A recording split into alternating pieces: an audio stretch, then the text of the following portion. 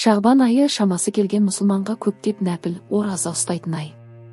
Пайғамбарымыз, оған Алланың салауаты мен сәлемі болсын, өзге айлардан гөрі осы Шағбан айында көбірек ораза ұстайтын болған.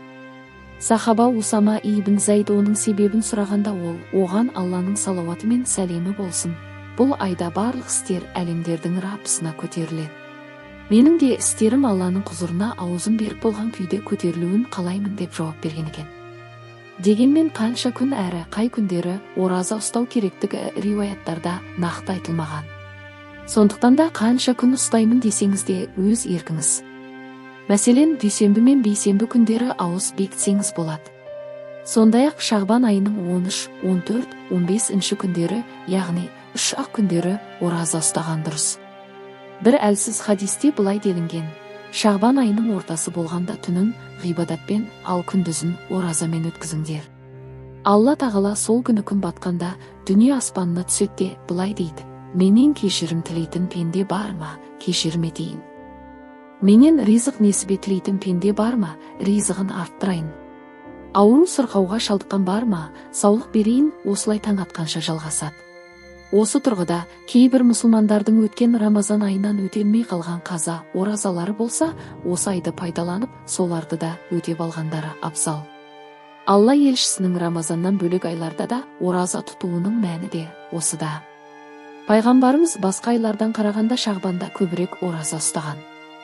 Айша анамыз, Алла елшісі жыл ішінде Шағбан айындағыдай көп ораза тұтпайтын деп еске алады. Әбу Салама, мен Айша анамыздан Алла елшісінің қалай ораза тұтқандығын сұрағанымда, ол кісі: оразаны ұзақ тұтқаны соншалық бұдан былай ораза тұтумен болатын шығар дейтінбіз. Сонан соң оразаны тоқтататын, тіпті мұнан былай енді ораза тұтпайтын болар деп қалатынбыз. Бірақ Шағбан айындағыдай көп ораза тұтқанын көрмедім. Кейде Шағбанның аз күндерін ғана қалдырып, қалған күндерінде толығымен оразамен өткізетін деп айтты. Бұл хадистер Шағбан айындағы ұсталған ораза міндетті болмаса да соншалықты бағалы және маңызды екендігін әрі пайғамбарымыз бұл оразаны елеусіз қалдырғысы келмегенін көрсетеді. Пайғамбарымыз, оған Алланы игілігімен сәлемі болсын, мұсылмандарды Рамазан айына 2-3 күн қалғанда ораза ұстаудан тыйған.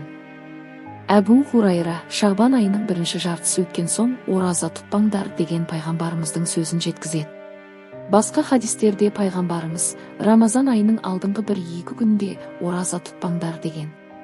Жоғарыдағы келтірілген хадистердің мағынасы пайғамбарымыз Шағбан айында үздіксіз ораза тұтатын қасиетке ие. Сол себепті де Рамазан айында әлсіреуден я болмаса шаршаудан қорықпайтын.